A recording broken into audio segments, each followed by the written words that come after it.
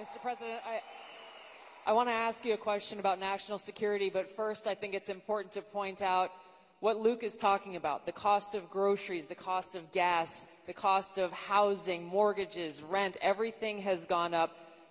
Kamala Harris's plan that she has announced is government price controls. And I think it's important to touch on, you just laid out your plan. What's going to happen if Kamala Harris institutes price controls? So that's a communist plan. It's never worked. And it's been tried by others. Believe it or not, Richard Nixon tried it. A lot of people tried it. It's been tried many times, and it always leads to the same failure. Tremendous inflation, lack of product. You don't have anything. The stores are not stocked. It has never worked. It's called control. They want control. And, you know, it's been so often. And everybody that comes in, they say it. It sort of sounds great. We're going to go price control. Actually, when she announced it, she got absolutely slaughtered by even Democrats because it doesn't work. It's a known loser. So now she doesn't talk about it. Do you notice she doesn't talk about climate change anymore? She's not talking about it. You know why? Because people don't want to hear it. They want to live a good life. They want to live a life. They don't want to stop your industry with climate change. They used to call it different things, global warming. Remember? That wasn't working because it was getting a little bit cooler. So they said, what are we going to do? We'll call it global cooling. No. So they came up with the words climate change because that takes care of everything. Climate change. The climate's changing, but according to them, we're all going to be gone in about, what do we have, 3 years left? They had 12 years, remember? So in about 3 years, let me tell you, we do have a problem, though.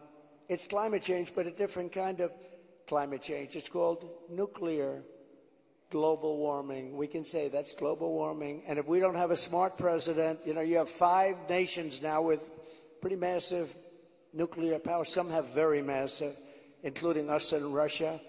China's behind, way behind, but within 4 or 5 years they'll catch up. And we don't want them to catch up. Look, the biggest problem, in my opinion, the biggest problem our country has, the biggest problem the world has, is nuclear weapons. They are a destructive force, the likes of which nobody has ever seen before. And we have to make sure they're never used. We have to make sure it's not going to happen. You're exactly right. You brought up Ronald Reagan already. Ronald Reagan famously said, a nuclear war can never be won and should never be fought. And I think it's interesting you talked about climate change, Mr. President. The Democrats and Kamala Harris, they were quick to talk about how climate change is an existential threat.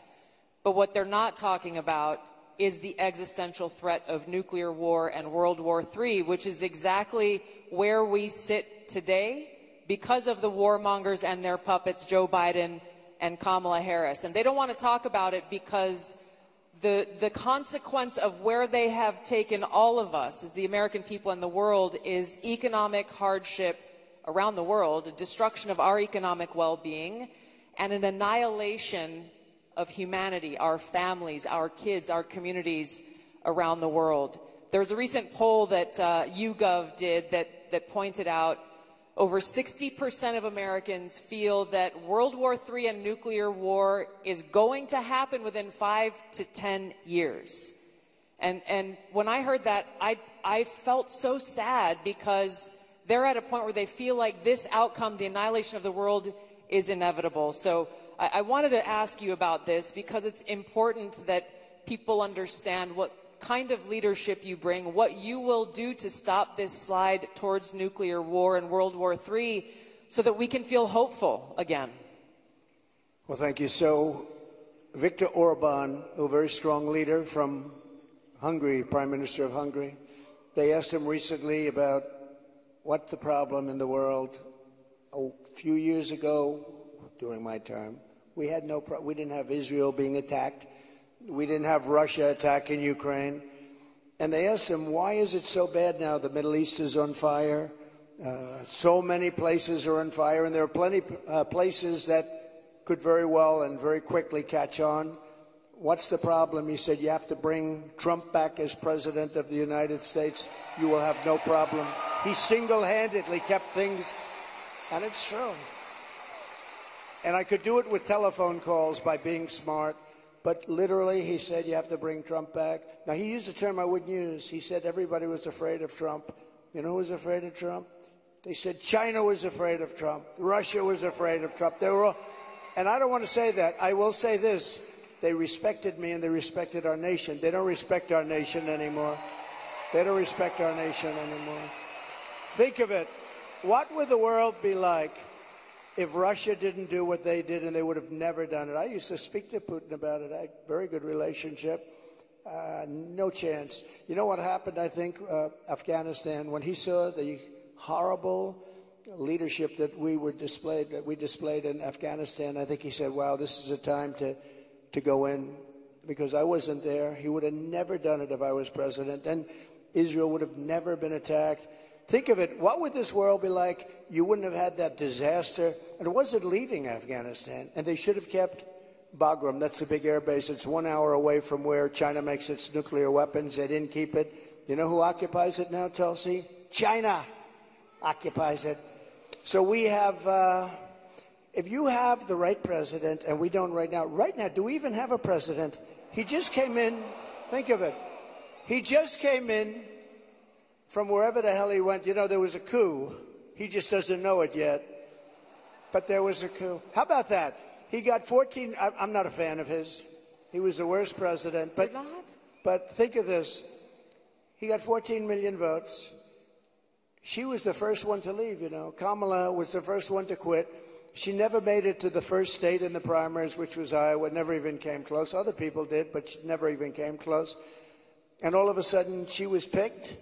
And she's now running for president. And look, it just started, really. It just really started. The polls have us up here. We're up in states, but it's close. It's close. It's close. And, you know, they cheat like hell, so we don't want to have it too close. But we have to win this. We're not going to have a country. But with him, I was so far up. We had a thing called, how did he do in the debate? Did you think he did well?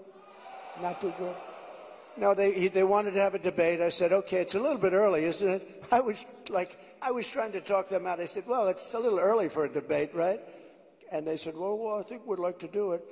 And that was not a good debate for them. That was not a good debate. So that was the beginning of the end for him. And they started looking. But they picked a woman that had absolutely no votes. She got no votes. And now she's running. So when you say threat to democracy, they are a threat to democracy. I'm not a threat to democracy. I'm not a threat. Thank you.